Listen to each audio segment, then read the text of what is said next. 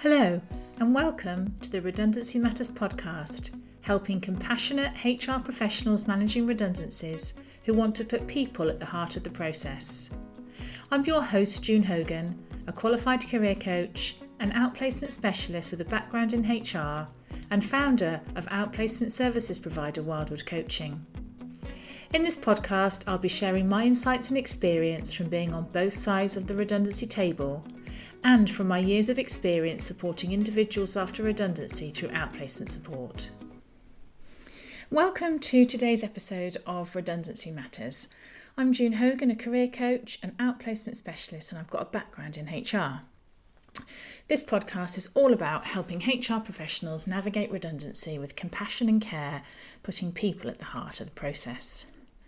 So in today's episode, I'm sharing a challenge many HR professionals face, and that's how to get managers and leaders to really buy into the redundancy process, not just from a business perspective, but from a human perspective as well.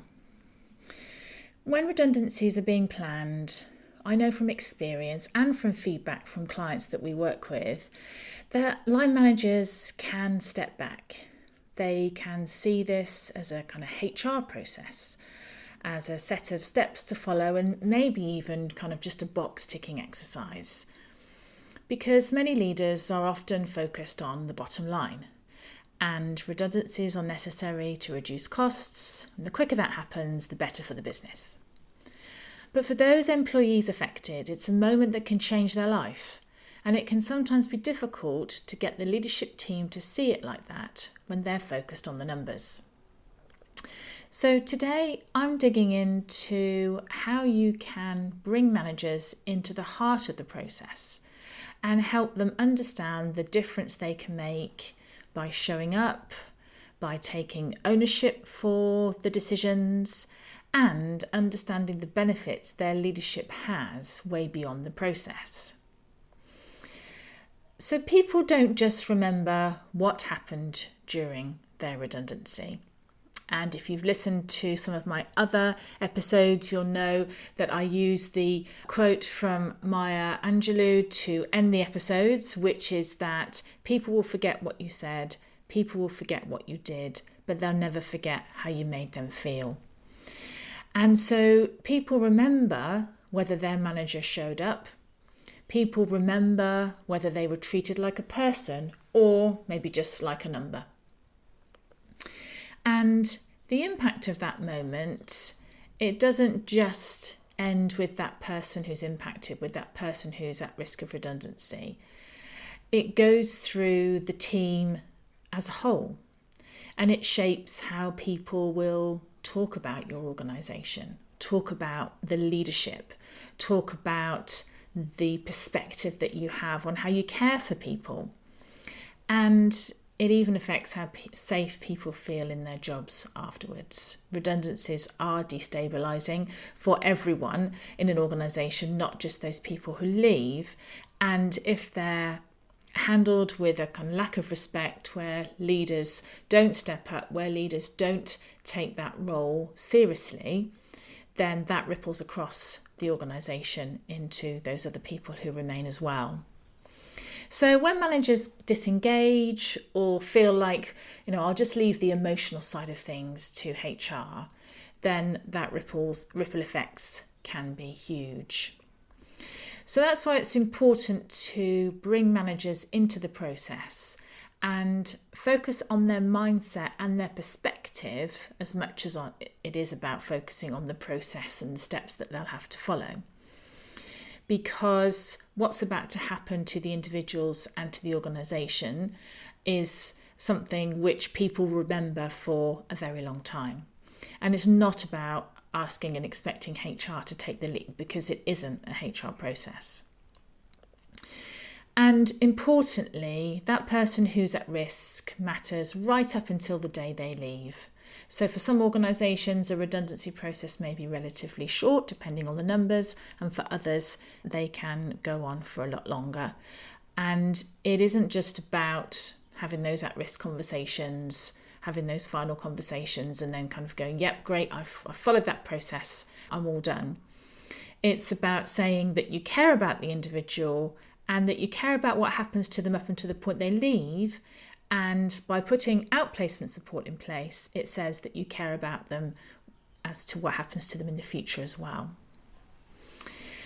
And so in my experience, managers can pull back and seem disengaged during redundancies. And it's not always about not caring. I've worked with managers who care a lot for their people, who find this incredibly hard to do. And often it can be about the discomfort that a line manager might be feeling and not feeling confident with this aspect of the process. Because, as I've said in other episodes, managing the emotion of redundancy can be difficult. And maybe they don't want to get emotional themselves because, it's hard for them to lose good people. It could be that they don't want to say the wrong thing to the individual who's upset, or say the wrong thing in the process and end up in a difficult situation. And in some cases, they feel like they didn't make the decision, they don't agree with the decision, so they don't want to take accountability, and that's why they want to step back.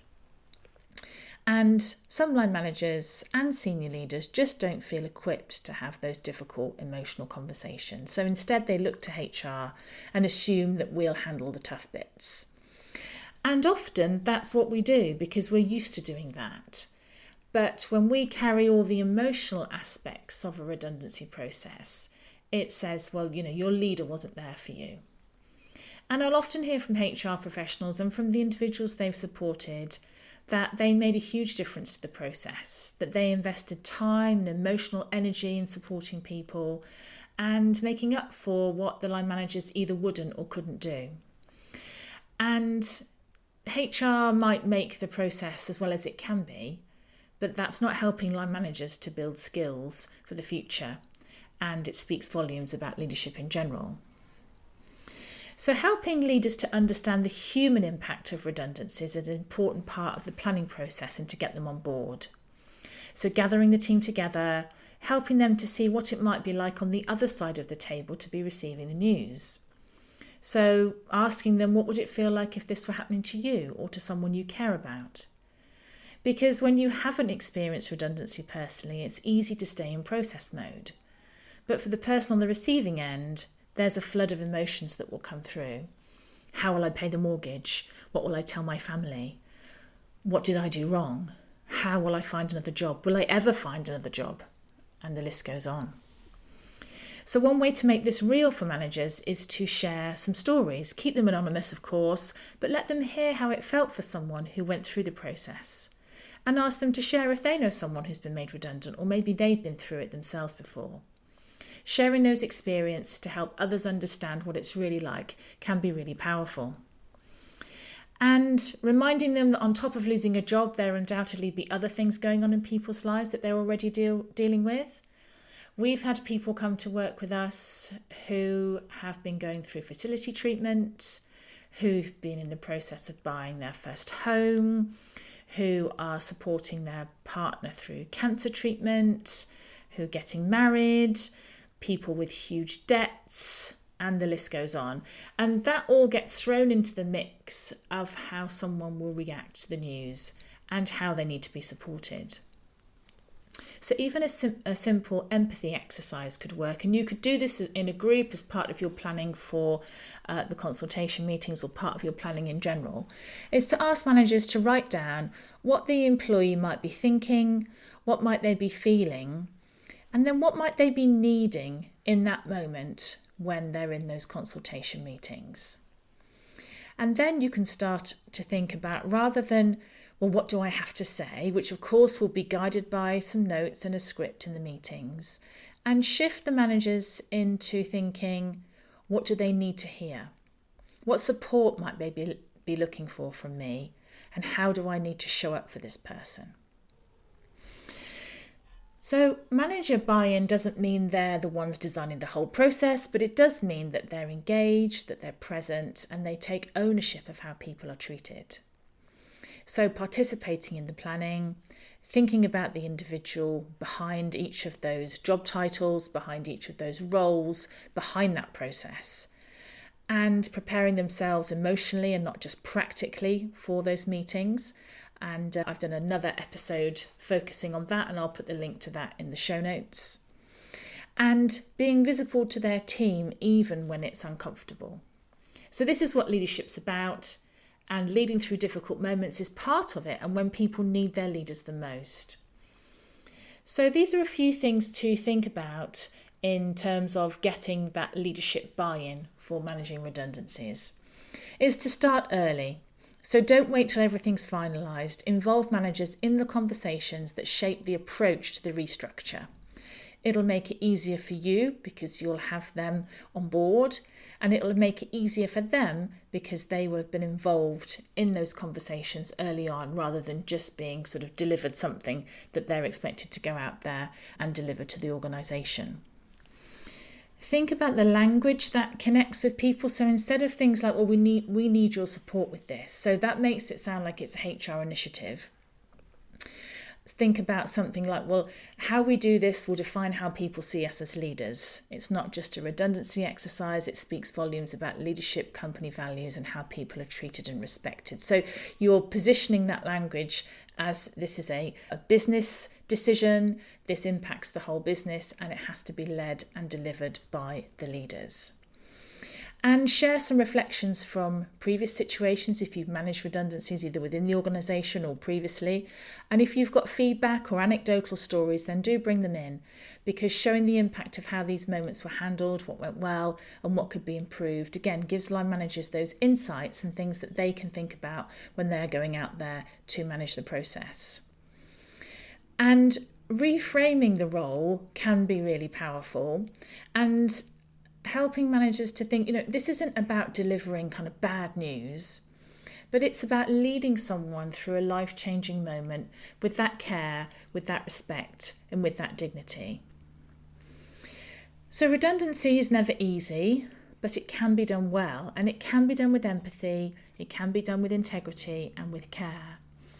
And when managers show up not to just deliver the message, but to lead through the experience, that's when people will know that it was hard, but that they felt respected and that their manager was there for them and they weren't just a number in a process. So I'd invite you to have one conversation with the manager today, not about the logistics of the process, but about mindset, and to ask them, how do you want people to remember your leadership through this process? And how would you want to be treated if this were you? And that conversation could spark a shift from a sort of procedural exercise to really thinking about how they show up as leaders. So I hope you found this episode helpful. And if you'd like to dive deeper into redundancy, my colleague Robin and I host a free monthly Lunch and Learn, where we explore different aspects of redundancy and best practice for supporting your employees. You'll find a link to that in the show notes. And thanks so much for listening, and I hope you'll join me again for the next episode of Redundancy Matters. Thank you so much for listening to the Redundancy Matters podcast. I hope you found today's episode helpful. It would mean a lot to me if you would follow, rate and review this podcast wherever you listen to your podcasts, as this helps it reach more people who are managing redundancies. Let me know what you thought, and if you have ideas for future episodes, I'd love to hear from you. You can find me on LinkedIn, June Hogan, and get in touch via my website, wildwoodcoaching.co.uk, where you'll also find more resources to help you manage redundancies. I hope you'll join me again soon for the next episode of Redundancy Matters.